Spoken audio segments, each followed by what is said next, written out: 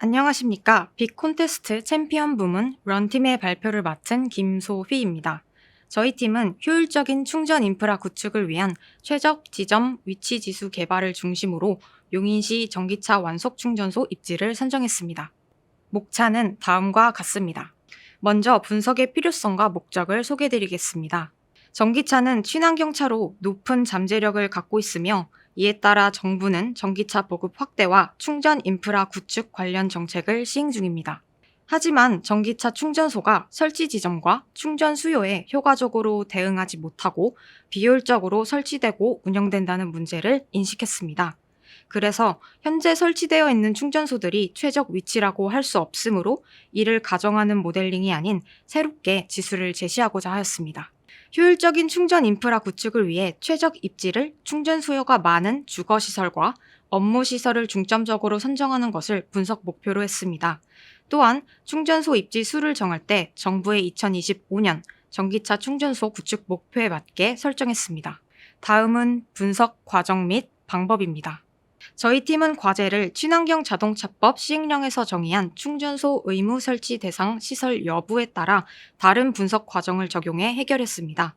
첫 번째 분석 과정은 설치 대상인 경우로 법률상 설치해야 하는 충전기 수를 계산한 후 의무 설치 지수를 만들어서 설치 우선 건물을 선정했습니다. 두 번째 분석 과정은 설치 대상이 아닌 지점인 경우로 새로운 세 가지 지수를 만든 후 MCLP에 적용하여 최적 입지를 선정했습니다. 생성한 네 가지 지수에 대한 자세한 설명은 뒤에서 더 말씀드리도록 하겠습니다. 분석에 앞서 완속 충전기 목표 개수를 설정하기 위해 2022년 경기도 대비 용인시의 완속 충전기 비율을 계산했습니다.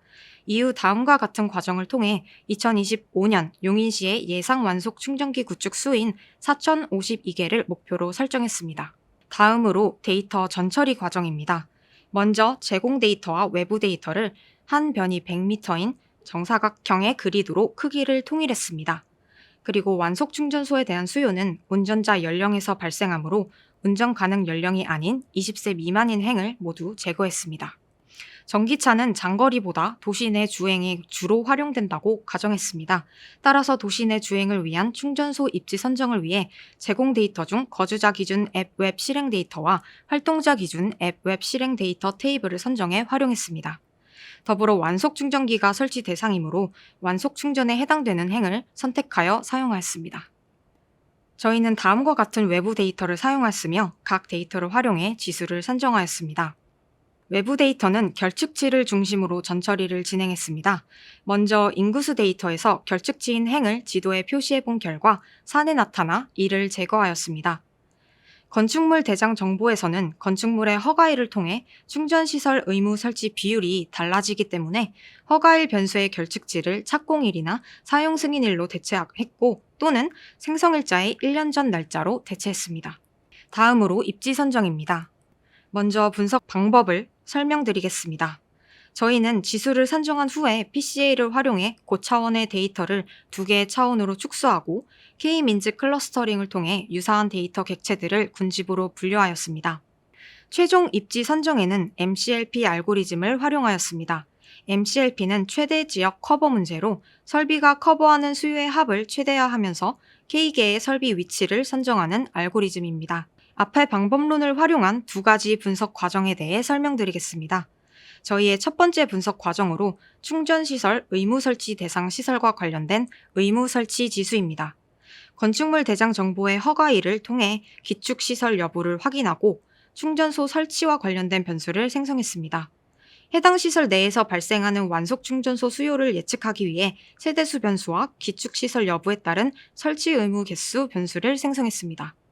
설치 필요성을 판단하기 위해 기존 충전기 개수와 설치 비율, 이용 제한 여부, 공공성, 인근 충전소 거리 변수를 생성했습니다. 생성한 변수 중 기존 충전기 개수와 이용 제한 여부 변수는 다른 변수들이 설명할 수 있다고 판단해 이를 제외한 나머지 변수에 대해 PCA를 진행하여 데이터를 두 개의 차원으로 축소하였습니다. 이후 엘보우 플롯 결과에 따라 K-민즈 클러스터링을 진행했습니다. 각 군집별 변수의 평균값인 오른쪽 표에서 클러스터 0은 세대수와 설치 의무 개수가 다른 군집에 비해 적지만 설치 비율이 가장 낮아서 설치 우선 대상이라고 생각했습니다.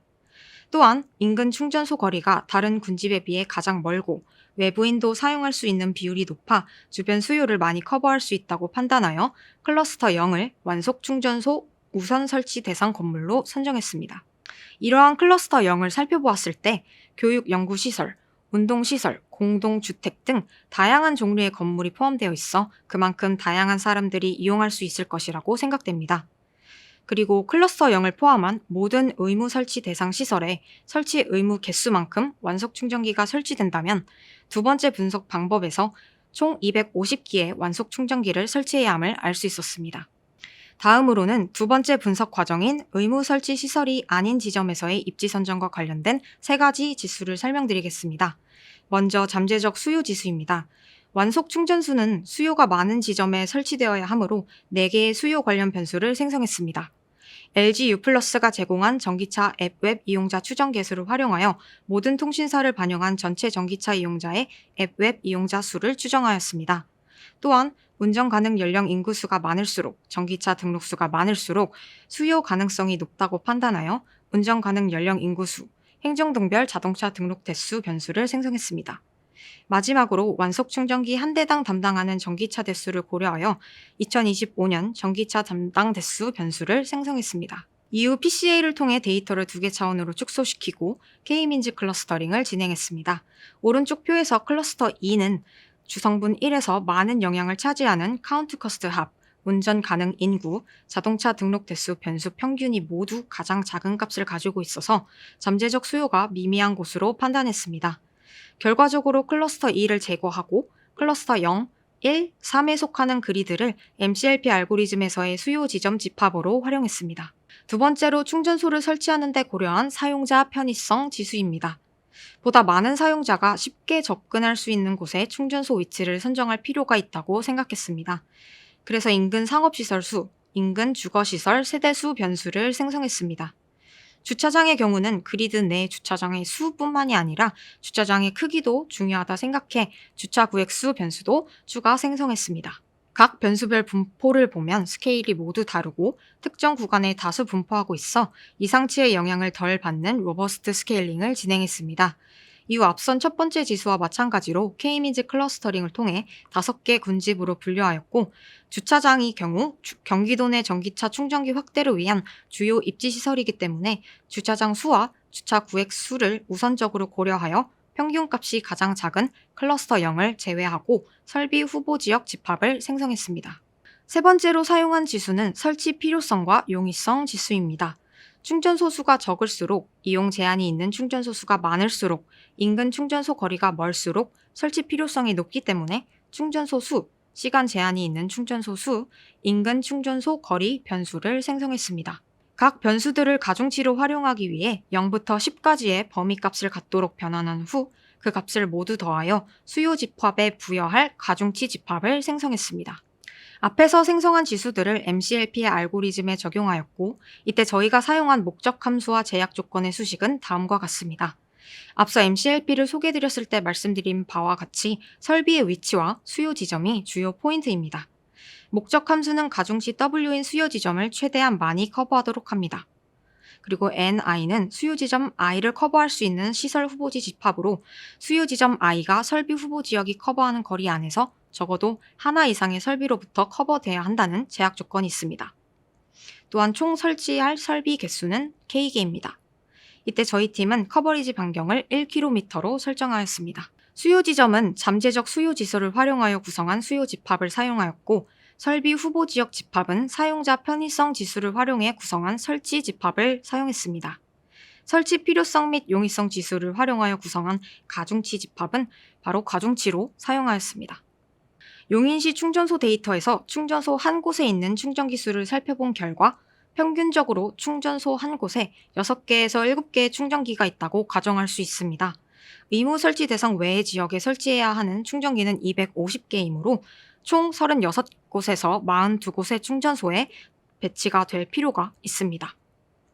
따라서 K가 60인 경우 그리고 80인 경우의 결과의 교집합인 위치를 선정한 후 산이 아닌 곳만을 추출하여 총 36곳의 최적 입지를 선정했습니다. 마지막 결론입니다.